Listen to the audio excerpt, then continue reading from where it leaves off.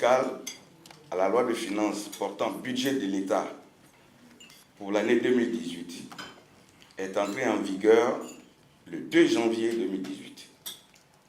Elle comporte 42 articles. Cette annexe comporte 5 groupes de mesures, des mesures de soutien aux entreprises, des mesures de renforcement des moyens de l'État, des mesures à caractère social, des mesures qui touchent à la rationalisation du dispositif fiscal et puis des mesures d'ordre technique. Alors, le premier lot de mesures, il s'agit des mesures de soutien aux entreprises.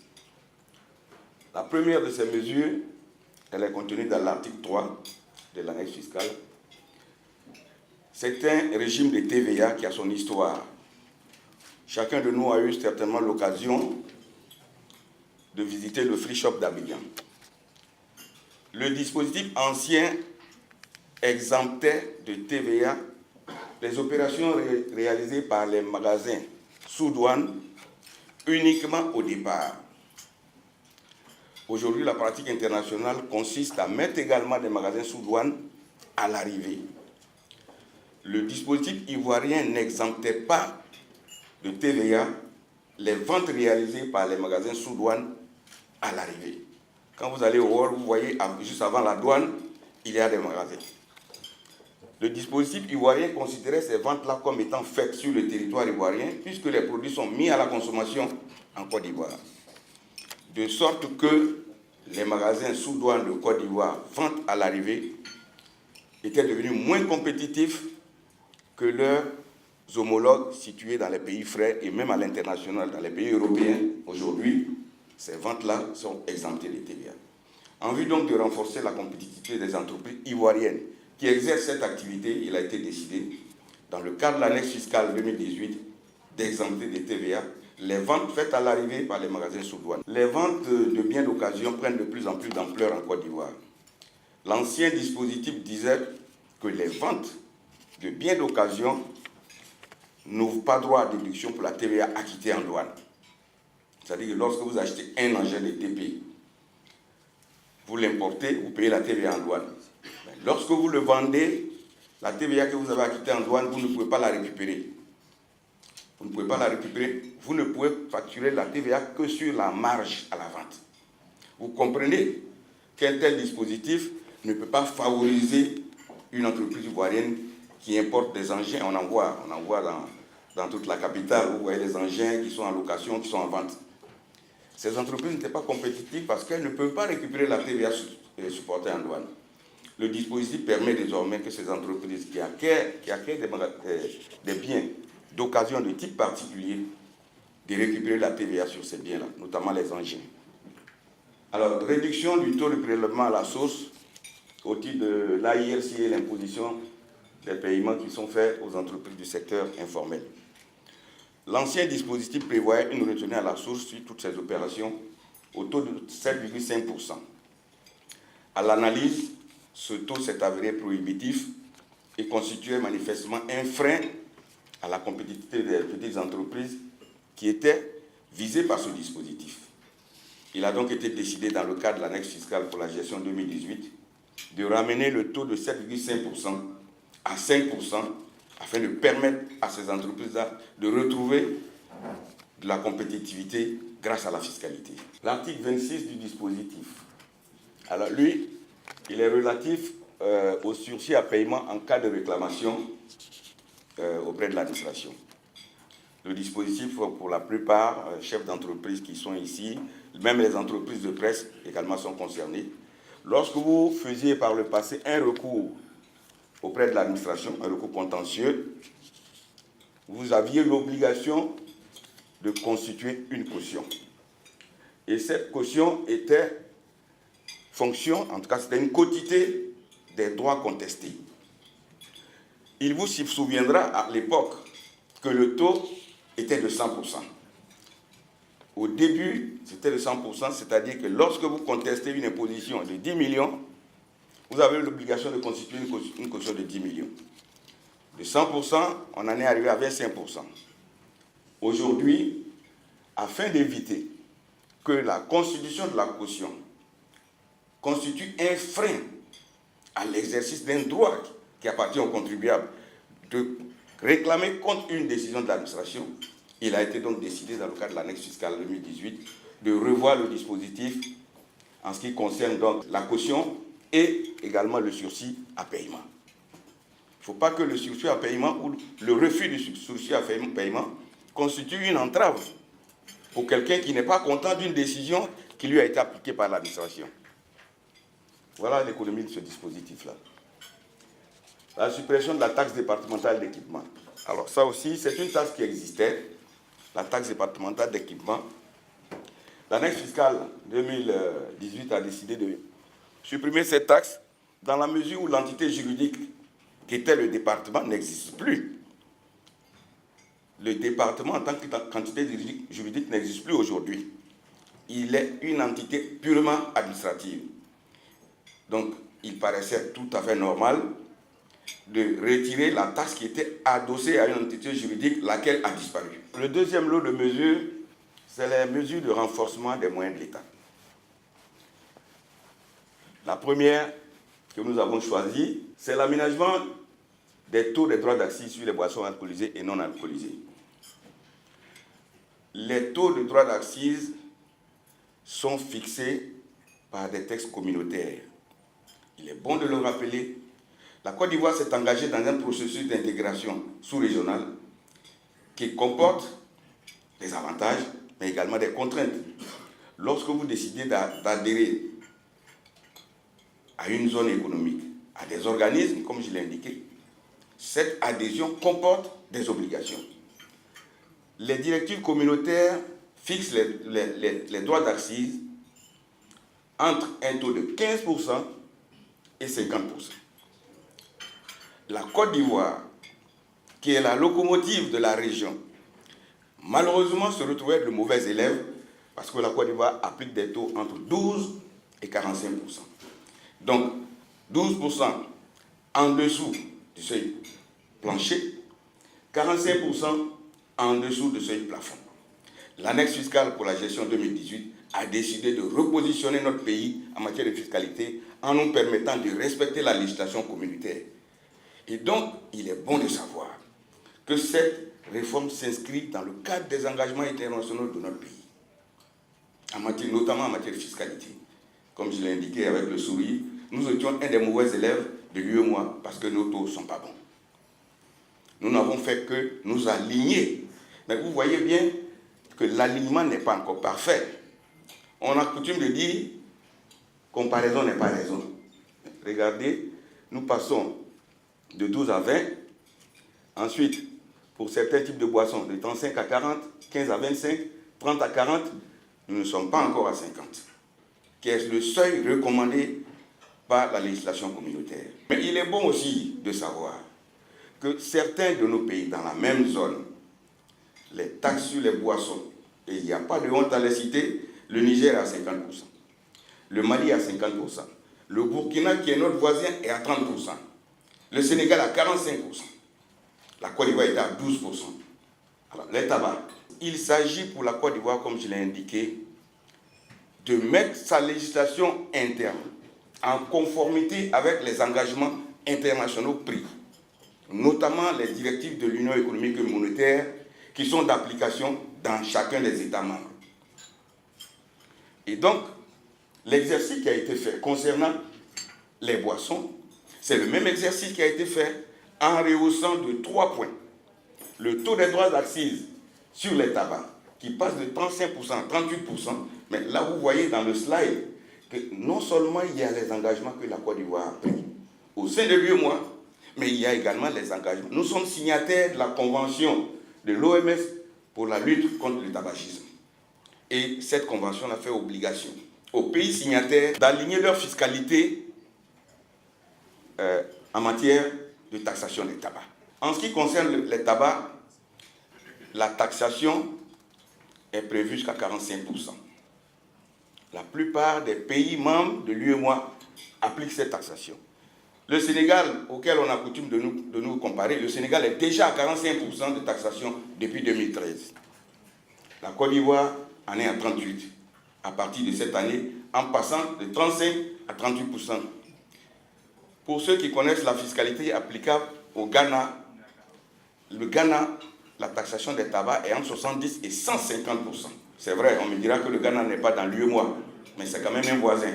La disposition qui suit, c'est l'aménagement du taux de l'impôt minimum forfaitaire, l'IMF, qui passe au seuil plancher de 3 millions à 5 millions et pour le plafond de 35 millions à 50 millions. L'explication de cet aménagement, je dirais, elle est historique.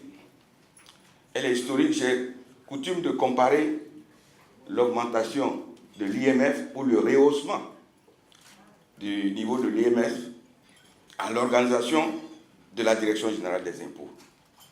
Il vous souviendra qu'en 1996, lorsque la Direction des grandes entreprises a été créée, le seuil plancher de chiffre d'affaires qui avait été retenu, c'était 1 milliard.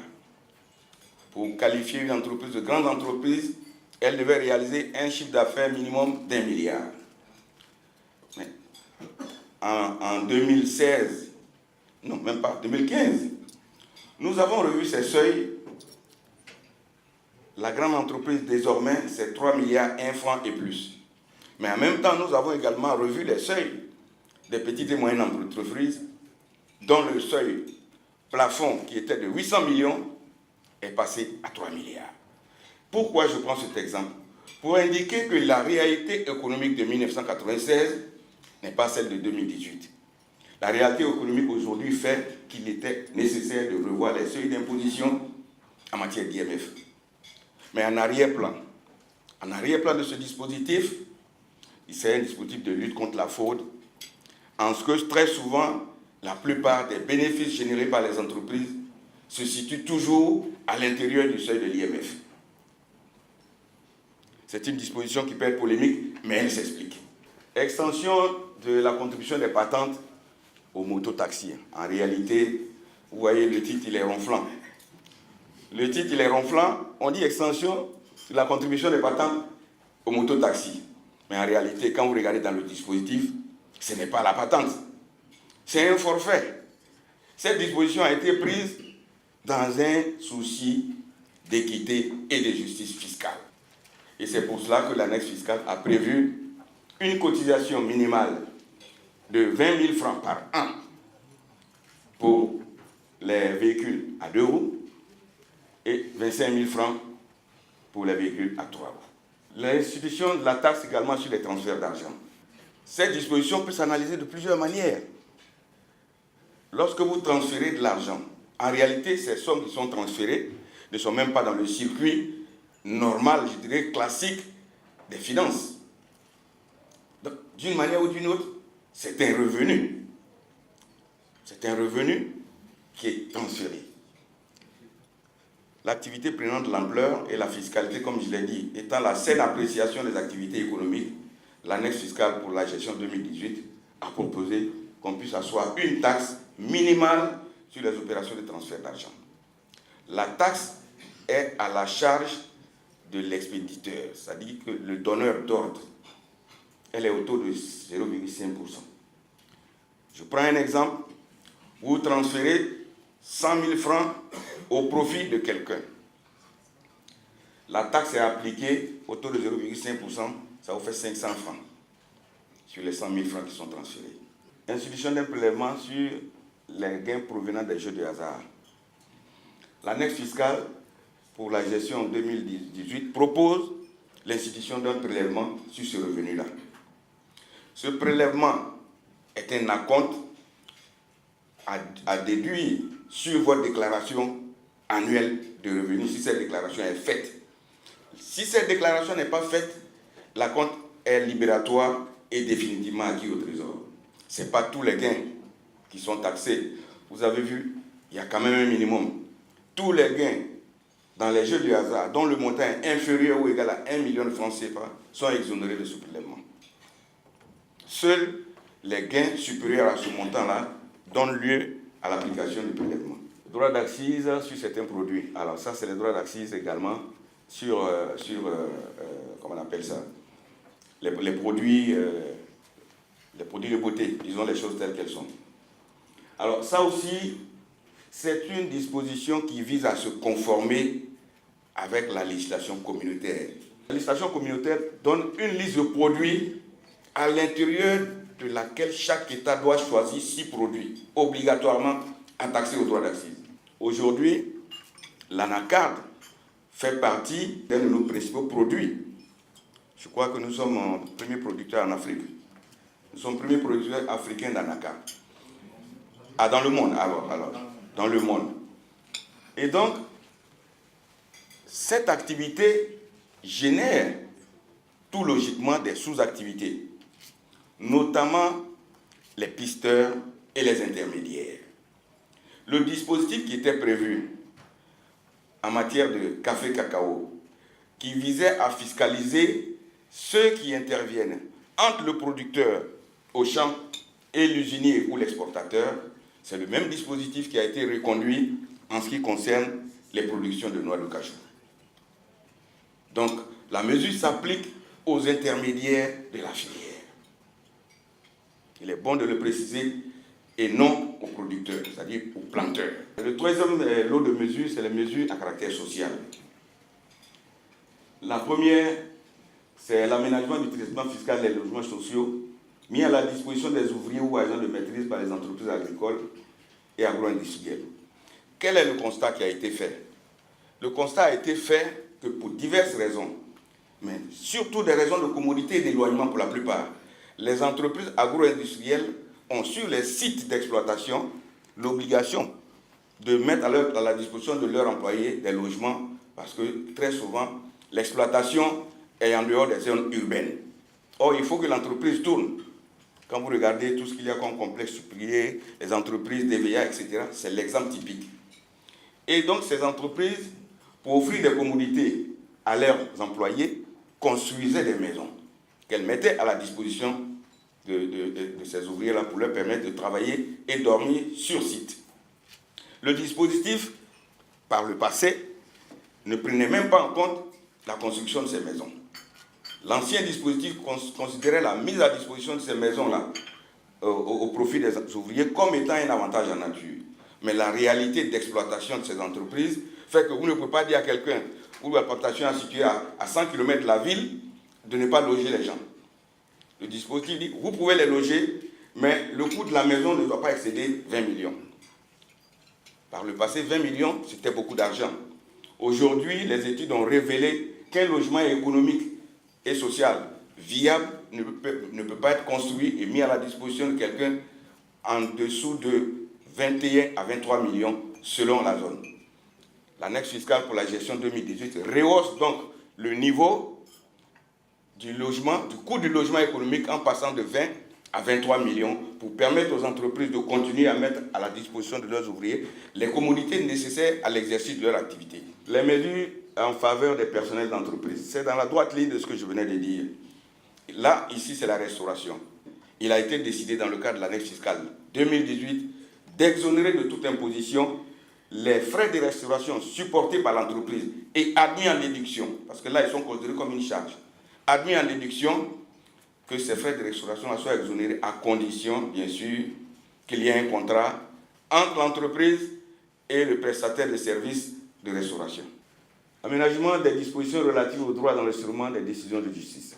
Le dispositif a été donc revu et on a décidé désormais que les droits d'enregistrement, vous voyez maintenant, les taux sont progressifs. Condamnation inférieure à 3,5 millions, exonération totale. Entre 3,5 millions et 5 milliards, application du taux de 1,5%. Et au-delà de 5 milliards, application d'un taux préférentiel de 0,5%. Institution d'une taxe sur les excédents de montant des cautions et avance sur loyer. Ce dispositif-là, désormais, dit, si vous fixez au-delà de la période légale qui est concédée, c'est-à-dire 2 mois de caution, si vous percevez des loyers au-delà de cette période légale, les loyers perçus sont des revenus dont vous avez joui et donc vous allez être taxé sur ces revenus-là dont vous avez joui. Vous pouvez déduire la taxation lorsque vous aurez déclaré. En revanche, Si à la fin de la période, il s'agit de sommes que vous avez restituées, puisque c'était des cautions, vous avez un crédit d'impôt toujours qui n'est pas perdu à faire valoir sur l'IGR. Quatrième type de mesure, c'est les mesures de rationalisation et de modernisation de notre dispositif. La première qui a été retenue, alors c'est l'aménagement du dispositif relatif à la taxe sur la valeur ajoutée en matière sur les tabacs. L'exercice dans le cadre de l'année fiscale 2018 a été de revenir en conformité avec la législation communautaire, mais aussi même notre législation, puisque le taux normal dans le Code général des impôts de Côte d'Ivoire, c'est 18%. Donc, il y a deux exercices qui ont été faits dans ce dispositif. Le premier, se conformer à la législation communautaire, tant en ce qui concerne le taux qu'en ce qui concerne la base d'imposition. La législation communautaire dit qu'en ce qui concerne la taxation des tabacs, l'assiette est constituée du prix de vente hors taxe sortie usine. Nous revenons donc au principe fixé par la législation communautaire en ce qui concerne l'assiette et les taux en matière de taxation des tabacs. Mais le dispositif va plus loin. L'ancien dispositif disait que le redevable de la taxe, c'est l'importateur lorsqu'il s'agit de produits importés et le fabricant lorsqu'il s'agit de produits fabriqués localement. L'inconvénient d'un tel dispositif, c'est quoi? C'est que lorsque je suis fabricant de tabac en Côte d'Ivoire, que je vends aux grossistes et aux demi-grossistes, je lui vends TTC. C'est sur lui que moi je collecte la taxe que je reverse à la DGI. Mais lui, il n'a pas le droit de facturer la taxe à son demi-grossiste, qui n'a pas le droit de facturer aux détaillants. Quand on dit que la TVA ne concourt pas à la compétitivité des entreprises, vous voyez bien que quelqu'un qui a payé la TVA, que lui ne peut pas déduire, il impacte ça forcément en charge. Le dispositif permet de revenir à un système normal de TVA avec un système de déduction sur toute la chaîne jusqu'à la vente au détail. Aménagement du régime de l'impôt synthétique. Alors ça aussi, il faut peut-être coupler avec l'aménagement des régimes d'imposition. Le régime d'impôt synthétique a été aménagé d'abord en ce qui concerne les tranches. Au départ, le plancher, c'était 5 millions à 50 millions. Cette mesure, comme je l'ai dit, il faut la coupler avec la réforme des régimes d'imposition. La réforme des régimes d'imposition fait que désormais, on passe de 10 millions à 100 millions avec la suppression du régime réel simplifié. Et à l'intérieur, les tranches d'imposition disparaissent. Désormais, la cotisation d'impôt synthétique est assise sur le chiffre d'affaires, non par tranche, mais par taux. Tous les contribuables en dehors de 10 millions de chiffre d'affaires par an sont reversés dans les communes pour y être soumis à la taxe forfaitaire des petits commerçants et artisans. Les commerçants, quand je dis commerçants, en fait, c'est tous les opérateurs qui réalisent un chiffre d'affaires compris entre 10 et 50 millions sont soumis au taux de 5%. Et ceux réalisant un chiffre d'affaires supérieur à 50 millions, donc compris entre 50 et 100, sont soumis à un taux de taxation de 8%. Et à l'intérieur, comme je l'ai dit, cette mesure, il faut la coupler avec l'aménagement des régimes d'imposition où le régime de l'impôt, le régime simplifié d'imposition disparaît. Cet aménagement du régime de l'impôt synthétique induit un aménagement du régime simplifié d'imposition. L'administration a décidé de supprimer le régime simplifié d'imposition et d'élargir le champ d'application de l'impôt. L'aménagement des obligations fiscales des entreprises exploitantes, bon, alors ça, ce n'est pas une mesure extraordinaire, c'est une mesure vraiment pour nous permettre de bien contrôler. Pour nous permettre de bien contrôler, notamment en matière de chiffre d'affaires et de patente. Le régime des établissements annexes, ce qu'on appelle secondaires, c'est que l'entreprise peut disposer d'autant d'établissements secondaires sur le territoire national, mais n'a aucune obligation de faire connaître à l'administration le volume des opérations réalisées par établissement. Or, nous avons besoin de connaître le volume d'opérations réalisées par chaque entreprise et par établissement. Donc, Ce dispositif fait obligation désormais aux entreprises de faire connaître à l'administration le volume des opérations réalisées dans chaque établissement secondaire situé sur le territoire national. Renforcement du dispositif de lutte contre l'érosion de la base imposable. Alors ça, c'est la fameuse question des prix de transfert. Je crois qu'aujourd'hui, ce n'est un secret pour personne. Les Panama Papers, les Paradise Papers, c'est une réalité. C'est une réalité et les États se sont mis ensemble dans le cadre de l'OCDE pour mettre en place un dispositif de lutte contre l'érosion des bases imposables. C'est le dispositif BEPS dont on parle tant. Mais BEPS, c'est l'acronyme anglais de ce qu'on appelle l'érosion de la base taxable. Donc ce dispositif, il a déjà été implémenté au niveau de notre législation. L'annexe fiscale 2018 apporte un complément d'instruments pour lutter contre l'érosion de la base imposable. Les mesures techniques, la première, c'est l'aménagement de la date de déclaration et de paiement de l'impôt sur le revenu des valeurs mobilières.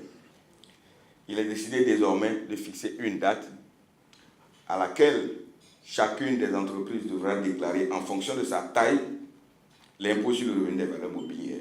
Cette date est fixée donc désormais au 10 octobre de l'année suivant la clôture de l'exercice fiscal pour les entreprises industrielles, pétrolières et minières, au 15 octobre pour les entreprises commerciales et au 20 octobre pour les entreprises de prestation de services.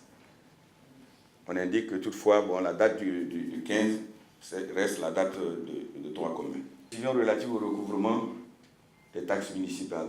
Le dispositif qui a été mis là vise à mettre fin à la pratique qui consiste à faire gérer des deniers publics par des personnes qui n'ont pas qualité, c'est-à-dire qui ne sont pas comptables publics.